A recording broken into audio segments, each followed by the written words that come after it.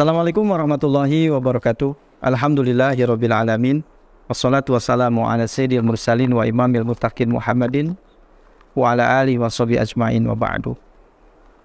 Qala Allah Ta'ala fi kitabil karim, a'udzu billahi minasyaitonir rajim. Bismillahirrahmanirrahim. Ya ayyuhallazina amanu dukhulu fis silmi kafah wa la tattabi'u khutuwatis syaitani innahu lakum aduwwum mubin.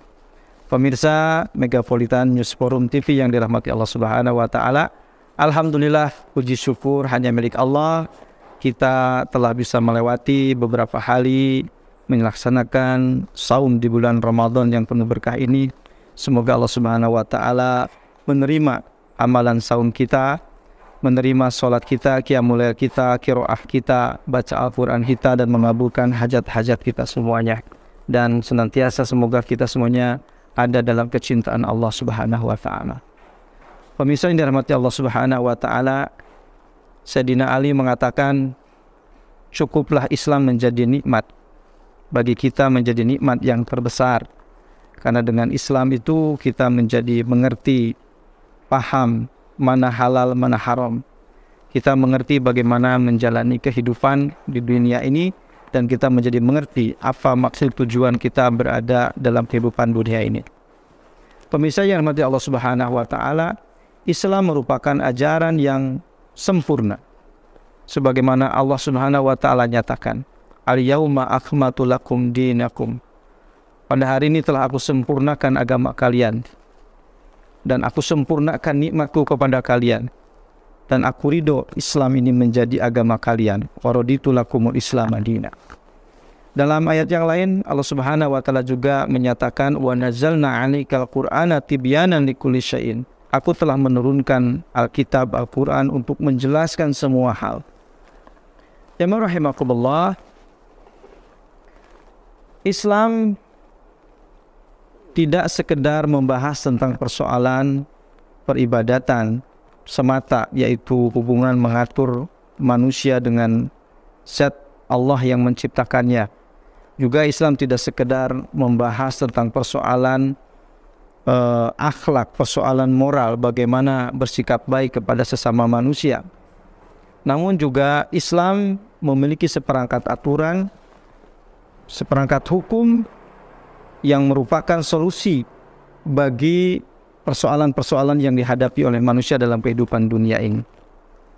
Islam adalah ajaran yang sempurna. Syekh Taqiyuddin An-Nabhani rahimallahu ta'ala di dalam kitab Nizamul Islam, beliau mendefinisikan Islam dengan kalimat al-Islam huwa adinul ladzi anzalallahu ta'ala ala sayyidina Muhammad. Islam adalah agama yang Allah turunkan kepada Nabi Muhammad sallallahu alaihi wasallam li tanzimi, untuk mengatur alaqatin nasi bi khaliqihi, hubungan manusia dengan penciptanya yaitu Allah Subhanahu wa taala. Wan nasi bi nafsihi, dan hubungan manusia dengan dirinya sendiri.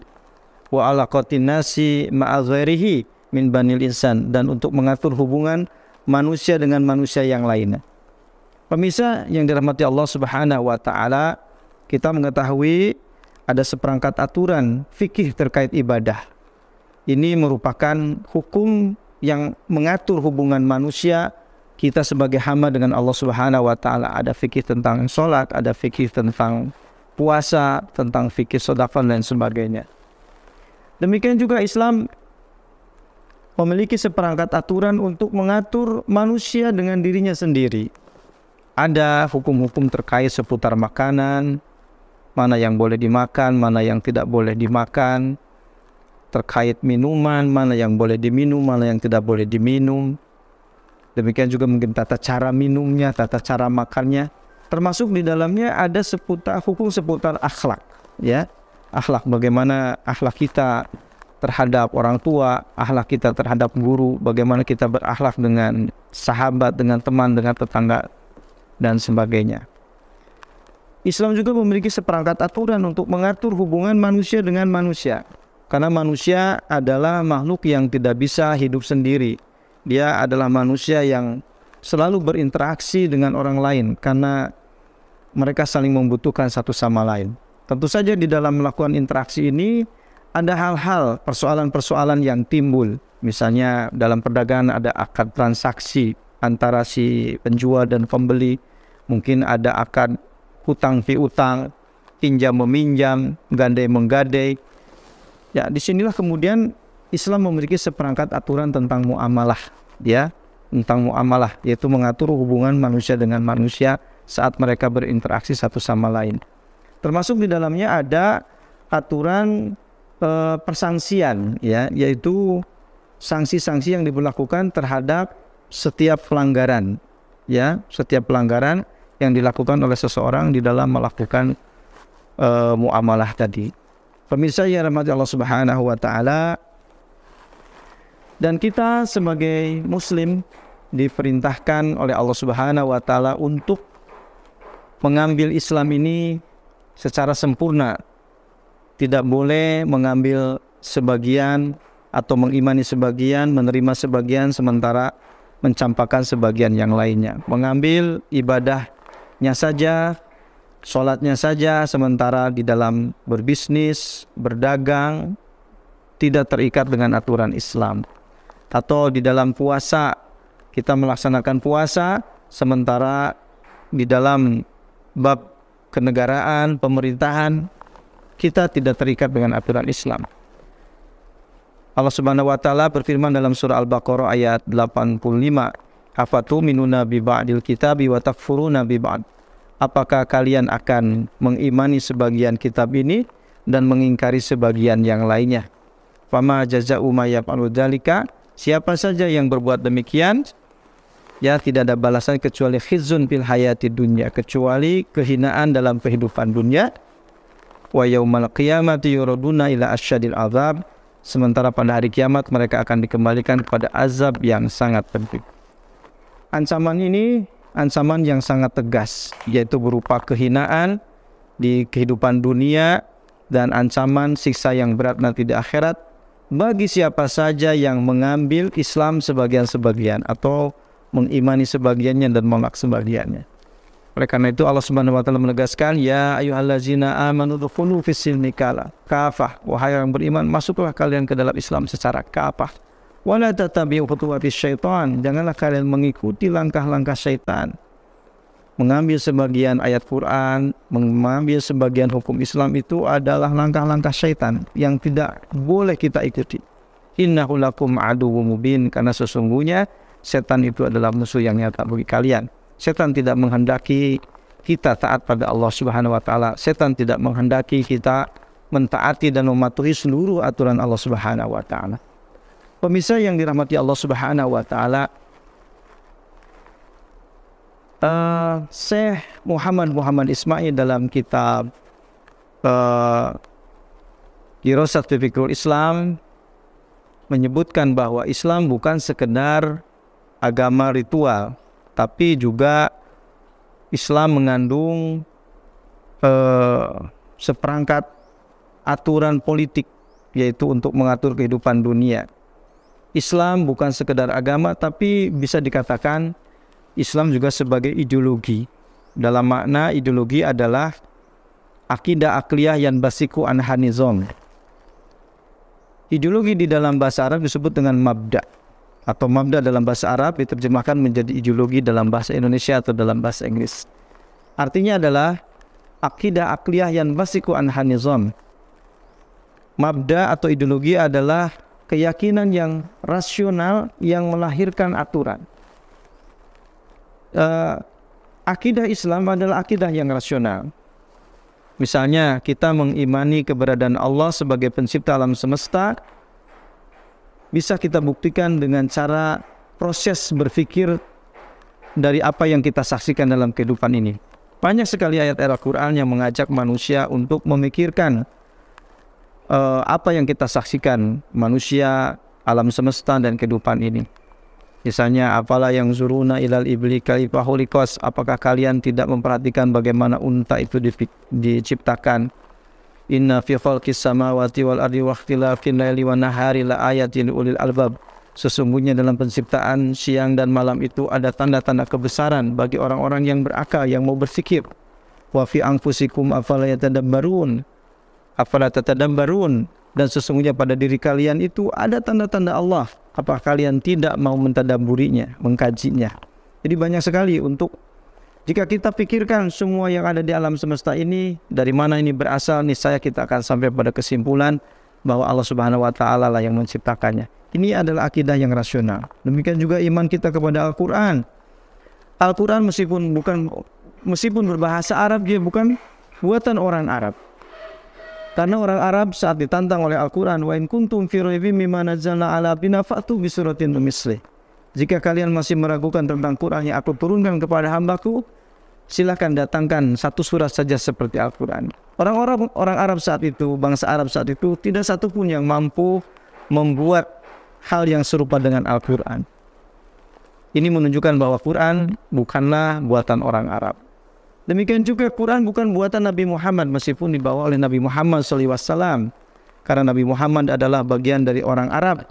Artinya selama orang Arab tidak bisa membuat seperti Al-Quran, maka beliau juga tentu saja tidak bisa melakukannya. Lebih daripada itu, Nabi Muhammad SAW adalah seorang Nabi yang ummi, tidak pandai membaca dan menulis, sehingga secara rasional tidak mungkin bisa membuat Al-Quran yang tidak bisa ditiru oleh siapapun hingga hari ini. Oleh karena itu, keimanan kita bahwa Al-Quran itu adalah wahyu Allah, ini adalah rasional. Inilah yang disebut dengan akidah rasional. Yang basiku an hanizam, lahir dari akidah itu aturan-aturan. Itu aturan-aturan yang tadi sudah kita sebutkan. Ada aturan tentang ibadah, ada aturan tentang muamalah, ada aturan tentang ekonomi, aturan tentang politik, aturan tentang perjanjian, dan lain sebagainya. Inilah aturan. Dan aturan ini merupakan solusi untuk mengatur kehidupan manusia menjadi kehidupan yang baik dan diridhoi Allah Subhanahu wa taala. Pemirsa dirahmati Allah Subhanahu wa taala, apa bedanya agama dengan ideologi? Semua agama mesti membahas tentang temanya tentang ketuhanan. Tentu saja dalam pokok dan rinciannya berbeda, tapi temanya sama. Setiap agama pasti membahas tentang Tuhan. Setiap agama pasti membahas tentang ibadah. Setiap agama pasti membahas tentang moral. Dia berbagi, saling mencintai, membahas akhlak.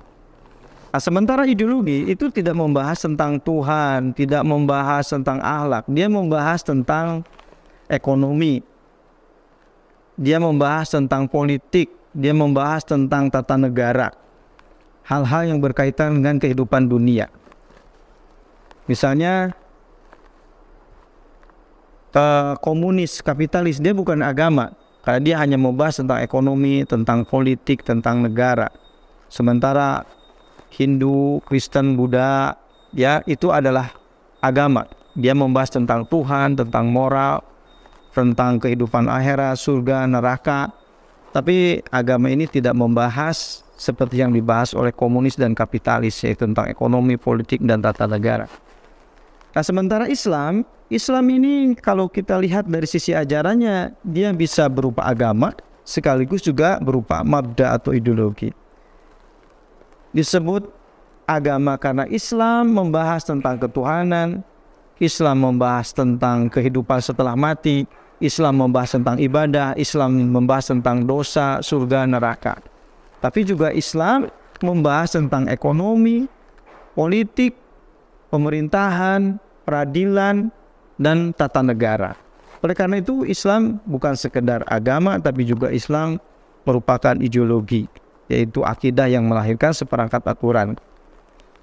Pemirsa dirahmati Allah Subhanahu wa taala, di antara kita sebagai muslim hari ini masih memposisikan Islam ini sebagai agama ritual semata, belum menjadikan Islam ini sebagai ideologi yang memiliki seperangkat aturan untuk menyelesaikan persoalan-persoalan dunia. Pemirsa yang dirahmati Allah Subhanahu wa taala, oleh karena itu penting di bulan Ramadan yang penuh berkah ini kita mengkaji kembali Islam dengan kesempurnaannya. Islam sebagai agama, juga Islam sebagai ideologi.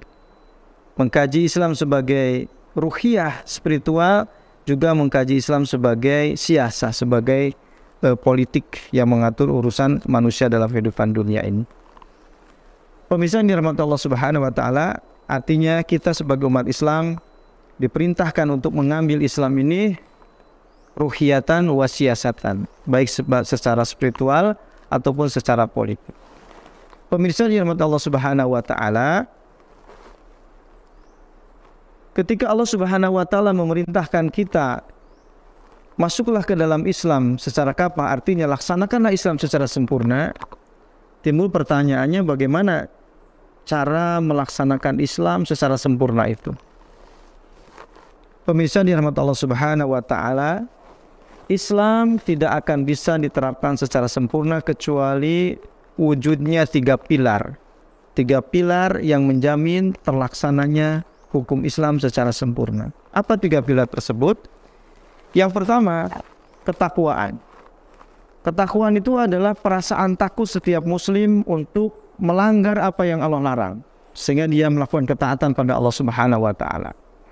Ketakwaan inilah yang kemudian akan mendorong setiap muslim mentaati seluruh aturan Allah Subhanahu wa taala.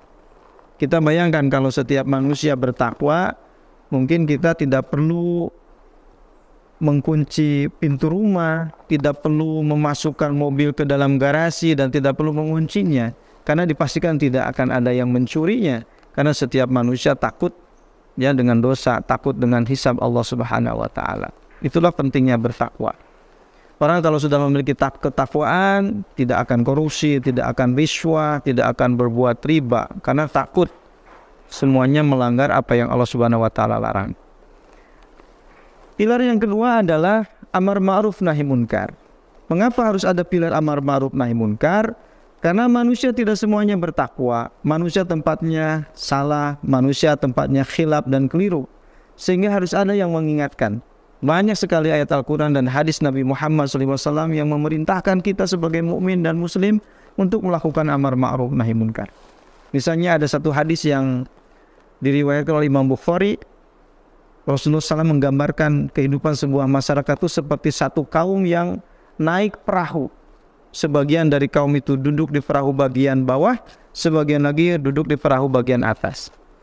Adapun orang-orang yang duduk di bawah, idza staqau minal ma'i, jika dia membutuhkan air untuk minum, maru ala man fawqahum, dia harus melewati orang-orang yang duduk di atas terlebih dahulu. Kemudian mereka berkata, yaitu orang-orang yang di bawah berkata, lau kharaqna fi nasibina lam nu'dhi man fawqana. Seandainya kita membuat lubang di tempat kita duduk, kita mesti tidak akan mengganggu orang yang duduk di atas. Lalu kata Rasul, jika orang-orang yang di atas tadi, ya, idza taraku ma aradu wa ma fa'alu, jika orang yang duduk di atas tadi membiarkan keinginan orang yang di bawah, yaitu membuat lubang, kata Rasul, halaku jami'an, binasalah semuanya, mereka akan binasa. Tapi jika kemudian orang yang duduk di atas itu mencegahnya, najau jami'an, maka selamatnya semuanya. Pemirsa dirahmati Allah Subhanahu wa taala, kenapa bisa demikian? Ya, kalau orang yang di atas membiarkan orang-orang yang duduk di bawah membuat lubang, lalu air laut masuk ke dalam perahu sedikit demi sedikit, maka kapasitas perahu akan semakin berat, maka kemudian tenggelamlah perahu itu. Siapa yang tenggelam? Apakah orang yang berbuat dosa saja? Yang membuat lubang saja? Tentu tidak. Semua pengisi perahu itu akan tenggelam semuanya. Lalu apa kesalahan orang yang duduk di atas? Orang yang duduk di atas tidak membuat lubang. Kesalahan mereka hanya membiarkan orang-orang membuat lubang. Artinya mereka tidak menahan dan tidak mencegahnya. Begitulah perumpamaan orang yang berbuat maksiat, melanggar perintah-perintah Allah dengan orang yang beramar ma'ruf nahi munkar, mencegah perbuatan itu. Jadi ini harus ada di tengah-tengah masyarakat agar pelaksanaan hukum Islam itu bisa terus berjalan. Nah, yang ketiganya, dan ini pilar yang sangat penting berikutnya, tidak mungkin Islam kafah bisa diterapkan tanpa keberadaannya. Apa itu? Yaitu keberadaan daulah Islam, keberadaan ulil amri yang menerapkan hukum-hukum Islam, keberadaan ulil amri yang memberikan sanksi terhadap siapapun yang melanggar hukum Islam. Ini sangat penting. Tanpa keberadaan sebuah negara, Islam kafah tidak mungkin bisa dilaksanakan.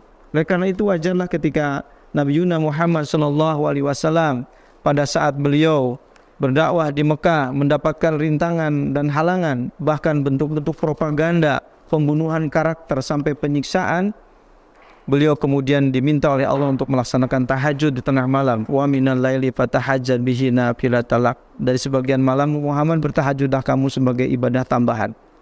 Lalu dalam tahajud itu Rasulullah diperintahkan oleh Allah, wa qur rabbi adkhilni mudkhala sidqi, diperintahkan berdoa, ya Allah masukkanlah aku ke tempat masuk yang benar dan keluarkanlah aku ke tempat keluar yang benar, wa ja'alni min ladunka sultanan nasira, dan jadikanlah kepadaku sultanan nasira, kekuasaan yang menolong. Ibnu Qatadah menyebutkan sultanan nasir itu maknanya adalah hujjah balighah, yang kedua adalah al-hukmu, yaitu pemerintahan. Disebutkan di dalam tafsir bahwa Rasulullah sangat memahami tidak mungkin menegakkan kitabullah, tidak mungkin melaksanakan apa-apa yang Allah fardukan, tidak mungkin menegakkan agama ini kecuali adanya kekuasaan. Sehingga Rasulullah pun kemudian mencari kekuasaan untuk bisa menerapkan hukum Islam, sampai Allah Subhanahu wa taala mengabulkan doa beliau, yaitu mendapatkan dukungan dari dua kabilah besar di Yasrib, di Madinah, yaitu Aus dan Khadraj. Sehingga Rasulullah pun kemudian hijrah ke Madinah, lalu menegakkan sebuah daulah Islam yang menerapkan hukum Islam secara sempurna. Demikian juga Rasulullah bisa melakukan jihad fisabilillah, memperluas dakwah Islam dan menyatukan wilayah-wilayah ke dalam naungan daulah Islam yang menerapkan hukum Islam. Dan setelah wafat beliau sallallahu alaihi wasallam, dilanjutkan kekuasaan itu oleh para khulafaur rasyidin dan khulafa berikutnya. Demikian pemirsa yang dirahmati Allah Subhanahu wa taala tentang kesempurnaan ajaran Islam dan bagaimana cara menerapkan hukum-hukum Islam yang sempurna itu. Dan Islam adalah agama spiritual, juga agama siasah. Islam adalah mabda. Islam adalah mabda, yaitu Islam memiliki akidah dan seperangkat aturan untuk menjadikan kehidupan manusia di dunia ini baik, sejahtera, adil, makmur, dan dalam keridhaan Allah Subhanahu wa taala. Demikianlah yang bisa Al-Baqir sampaikan. Mohon maaf atas segala kekurangan. Semoga Allah memberikan kita istiqomah di dalam Islam ini dan di dalam perjuangan dakwah menegakkan kesempurnaan Islam ini. Assalamualaikum warahmatullahi wabarakatuh.